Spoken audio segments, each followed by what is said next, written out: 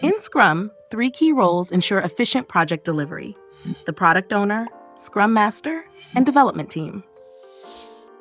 The product owner is the person who represents the customer and decides what features are built.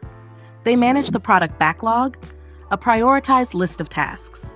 For example, if a team is developing a fitness app, the product owner might prioritize adding the track daily steps feature before create meal plans because they know it's more valuable to users. The Scrum Master acts as a coach, ensuring the team follows Scrum principles and resolves issues that arise, like access to tools. They also organize Scrum meetings and help the team reflect and improve. If the team struggles to meet deadlines, the Scrum Master might introduce new planning techniques to help them estimate better. The development team, consisting of developers, designers, and testers, builds the product. They decide how to implement prioritized features and work together to complete tasks within the sprint.